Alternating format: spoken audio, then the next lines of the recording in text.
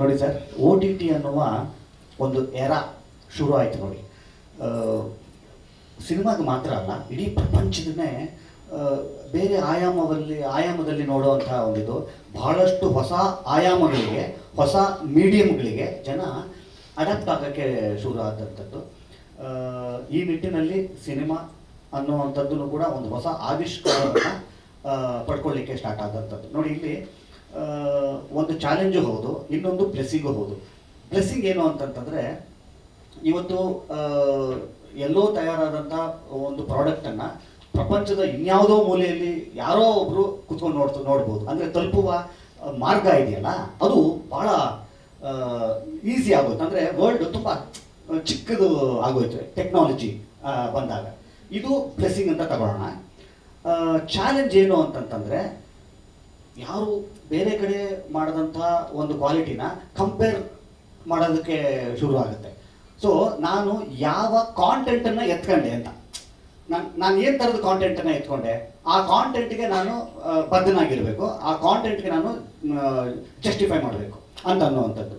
Actually ಈ ಸಿನಿಮಾನ ಕೈಗೆ ಎತ್ಕೋಬೇಕಾದ್ರೇ ಇದೊಂದಿಷ್ಟು ಖರ್ಚು ಕೇಳುವ ಸಿನಿಮಾ ಅಂತ ಅನ್ನೋವಂಥದ್ರ ಒಂದು ಕ್ಲಾರಿಟಿ ನಮ್ಮೆಲ್ಲರಿಗೂ ಇತ್ತು. ಯಾಕಂದರೆ ಈ ಸಿನಿಮಾ ನಾನು ಕೈಗೆ ಎತ್ಕೊಂಡಿದ್ದೀನಿ ಅಂತಂತಂದರೆ, ಈಗ ನೋಡಿ, ಈಗ ಈ CG ಬಗ್ಗೆ ಮಾತಾಡಿದ್ರಿ ನೀವು, ಟೆಕ್ನಿಕಲ್ ಆಸ್ಪೆಕ್ಟ್ ಸೌಂಡ್ ಬಗ್ಗೆ ಮಾತಾಡಿದ್ರಿ ನೀವು. ಕೈಗೆ ಎತ್ಕೊಳ್ತಿದ್ದಾಗೆ ಗೊತ್ತಿತ್ತು ಸರ್, ಇದು ಸಿನಿಮಾನ ನಾನು ಜಸ್ಟಿಫೈ ಮಾಡಬೇಕು ಅಂತಂದರೆ ಕರೆಕ್ಟಾಗಿ ಮಾಡಬೇಕು, ಖರ್ಚಿನ ಲೆಕ್ಕದಲ್ಲೂ ಆಗಬೇಕು, ಟೆಕ್ನಿಷಿಯನ್ಸನ್ನು ನಮಗೆ ಸೇರ್ಕೋಬೇಕು.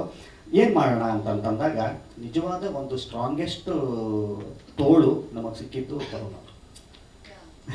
ಒಂದು ಸ್ಟ್ರಾಂಗೆಸ್ಟ್ ತೋಳು. ಯಾಕೆಂತಂದರೆ ನಾವು ಕೂತ್ಕೊಂಡು ಮಾತಾಡಬೇಕಾದ್ರೆ ಅಂದ್ಕೊಂಡ್ವಿ, ಬಸ್ ಈ ಥರದ್ದು ಒಂದು ಎತ್ಕೊತಾ ಇದ್ದೀವಿ, ಇಲ್ಲಿ ನಾವೇನಾದ್ರೂ ಸ್ವಲ್ಪ ಹಿಂಗಿಂಗ್ ಅಂದರೆ ಅದು ನೋಡಿ, ಹಾಸ್ಯ ಬೇರೆ, ಹಾಸ್ಯಾಸ್ಪದ ಬೇರೆ, ಹಾಸ್ಯಾಸ್ಪದವಾಗ್ಬಿಡುತ್ತೆ ಅದು. ಯಾಕಂತಂದರೆ ಇವತ್ತಿನ CG ಇವತ್ತು ನೋಡಿದ್ವಿ, ಇವತ್ತಿನ ದುನಿಯಾದಲ್ಲಿ CG ಎಲ್ಲೆಲ್ಲಿ ಹೋಗ್ಬಿಟ್ಟಿದೆ.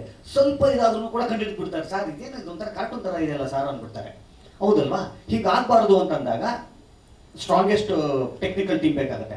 ಸ್ಟ್ರಾಂಗೆಸ್ಟ್ ಟೆಕ್ನಿಕಲ್ ಟೀಮ್ ಬೇಕು ಅಂದಾಗ ಅದ್ರ ಹಿಂದೆ ಸ್ಟ್ರಾಂಗೆಸ್ಟ್ ಪಾಕೆಟ್ ಬೇಕಾಗುತ್ತೆ.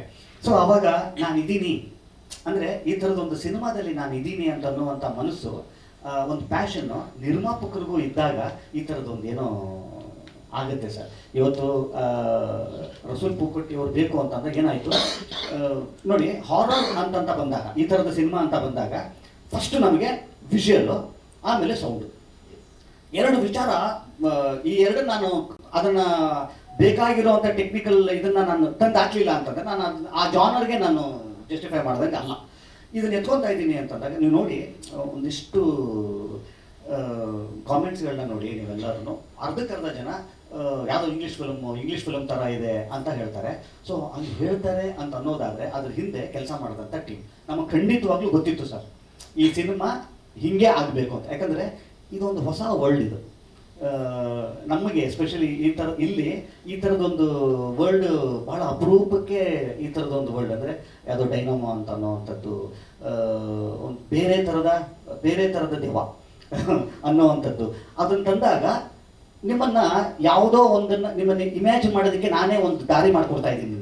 ನಿಮಗೆ ಇಮ್ಯಾಜ್ ಮಾಡೋದಕ್ಕೆ ಒಂದು ದಾರಿ ಮಾಡಿಕೊಟ್ಟಾಗ ನೀವೇನೋ ಒಂದು ಇಮ್ಯಾಜ್ ಮಾಡಿದ್ರಿ ಗೊತ್ತಾ, ಅದೇ ಆಗಿರ್ಬೇಕು ಸಿನಿಮಾ. ಅದಾದಾಗ ಮಾತ್ರ ನೀವು ಎಸ್ ಗುರು, ನಾನೇನೋ ಅಂದ್ಕೊಂಡಿದ್ದಲ್ಲ, ಟ್ರೇಲರಲ್ಲಿ ಏನೋ ತೋರಿಸಿದ್ರಲ್ಲ ಅದು ನಿಜ ಗುರು, ಇವರು ಚೆನ್ನಾಗಿ ಮಾಡಿದ್ದಾರೆ ಅಂತ ಅನ್ನೋದಿರುತ್ತೆ ಗೊತ್ತಾ. ಆವಾಗ ನಮಗೆ ಬಂದಿದ್ದು ಒಂದು ಒಳ್ಳೆ ಕ್ಯಾಮ್ರಾಮನ್ ಬೇಕಾಗಿತ್ತು. ನಾನು ಎಷ್ಟೋ ಕಡೆ ಹೇಳ್ತೀನಿ ಸರ್, ನಾನಲ್ಲ ಈ ಸಿನಿಮಾಗೆ ಹೀರೋ, ಈ ಸಿನಿಮಾದ ಕ್ಯಾಮ್ರಾಮನ್ನು, ಈ ಸಿನಿಮಾದ ಸೌಂಡು, ಈ ಸಿನಿಮಾದ ನಿರ್ದೇಶಕರು ಇವರು ಅಂತಲೇ ನಾನು ಎಲ್ಲ ಕಡೆ ಹೇಳ್ತಾ ಇರ್ತೀನಿ. ಅದು ಸುಮ್ಮನೆ ಮುಖಸ್ಥಿತಿಗೋ ಅಥವಾ ಯಾರನ್ನೋ ಖುಷಿ ಪಡಿಸೋದಕ್ಕೆ ಮಾಡೆಸ್ಟ್ ಆಗಿ ಡಿಪ್ಲೊಮೆಟಿಕ್ ಆಗಿ ಅಲ್ಲ ಸರ್, ಇಲ್ಲಿಂದ ಹೇಳ್ತಾ ಇದ್ದೀನಿ. ಈ ಸಿನಿಮಾದ ನಿಜವಾದ ಹೀರೋಗಳು ಈ ಸಿನಿಮಾದ ಟೆಕ್ನಿಷಿಯನ್ಸ್, ಈ ಸಿನಿಮಾದ ನಿರ್ದೇಶಕರಾಗ್ತಾರೆ, ಈ ಸಿನಿಮಾದ ಕ್ಯಾಮ್ರಾಮನ್ ಆಗ್ತಾರೆ, ಸೌಂಡ್ ಆಗ್ತಾರೆ. ಆಮೇಲೆ ನಾನು ಇನ್ನೊಂದು ಹೇಳೋಣ ಅಂದ್ಕೊಂಡೆ, ಈಗ ನಮ್ಮ ಮೊಬೈಲಲ್ಲಿ ಏನು ನಾವು ನೋಡ್ತಾ ಇದ್ದೀವಲ್ಲ, ಈ ಟ್ರೇಲರ್ನ ಮೊಬೈಲಲ್ಲಿ ನೋಡ್ತಾ ಇದ್ದೀವಲ್ಲ ಸರ್, ಆ್ಯಕ್ಚುಲಿ ನಿಮ್ಗೆ 100% ಅದರಲ್ಲಿರೋವಂಥ ಸೌಂಡ್ ನಿಮ್ಗೆ ಯಾರಿಗೂ ಇನ್ನೂ ಸಿಗ್ತಾ ಇಲ್ಲ. ನನಗೆ ಹಿಂಗಲ್ವಲ್ಲ ಇರೋದಿದು, ಅವ್ರಿಗೆ ಹೆಂಗೆ, ನನಗೆ ಎಷ್ಟೋ ಸಲ ನನಗೆ ಒಂದು ಥರದಲ್ಲಿ ನನಗೆ ಆ್ಯಕ್ಚುಲಿ ಅಷ್ಟು ಸ್ಯಾಟಿಸ್ಫೈ ಇಲ್ಲ ನಾನು. ಯಾಕಂದರೆ ಇದ್ರದ್ದು ನಿಜವಾದ ವರ್ಷನ್ ಏನಿದೆಯಲ್ಲ, ವರ್ಷನ್ ಆಫ್ ಎಕ್ಸ್ಪೀರಿಯನ್ಸ್ ಇದೆಯಲ್ಲ ಅದು ಮೊಬೈಲಲ್ಲಿ ಸಿಗಲ್ಲ. ಖಂಡಿತ ಸರ್. Mobile ಅಲ್ಲಿ ಸಿಗಲ್ಲ. ರಸೂಲ್ ಪುಕೋಟಿ ಅವರು ಸೌಂಡ್ ಡಿಸೈನ್ ಮಾಡಿದ್ದಾರೆ ಅಂದ್ರೆ ಅದನ್ನ ನಾವು Correct. 5.1 ಅಥವಾ 7.1 ಅಲ್ಲಿ ಕೇಳಿದಾಗ ಮಾತ್ರ ಕ್ವಾಲಿಟಿ ಸಿಗುತ್ತೆ. ಹೌದು, ಖಂಡಿತವಾಗ್ಲೂ. ಯಾಕಂದ್ರೆ ರೀಸೆಂಟ್ ಆಡು ಜೀವಿತಮ್ಮನ ಒಂದು ಸಿನಿಮಾಗೆ ಅವರು ಮಾಡಿದ್ರು, ಆ ಸೌಂಡ್ ಡಿಸೈನ್ ಇಂಪ್ರೆಸಿವ್ ಆಗಿತ್ತು, ಹಾಗೆ ಕೇಳ್ತಿದ್ದು. ಇವತ್ತು ನೀವೇನು ಮೊಬೈಲಲ್ಲಿ ನೋಡಿದ್ದೀರಿ ಸರ್, ಇದರ ಎಷ್ಟೋ ಪಟ್ಟು ಸಿನಿಮಾದಲ್ಲಿ ಟೆಕ್ನಿಕಲಿ ನಿಮ್ಮನ್ನು ಸ್ಯಾಟಿಸ್ಫೈ ಮಾಡುವಂಥ ಎಲ್ಲ ಶಕ್ತಿ ಸಿನಿಮಾಗಿದೆ ಅಂತ ಅನ್ನೋವಂಥದ್ದು ಈ ಸಿನಿಮಾದ ತಂಡದ ಪರವಾಗಿ ನಾನು ಗ್ಯಾರಂಟಿ ಕೊಡ್ತೀನಿ.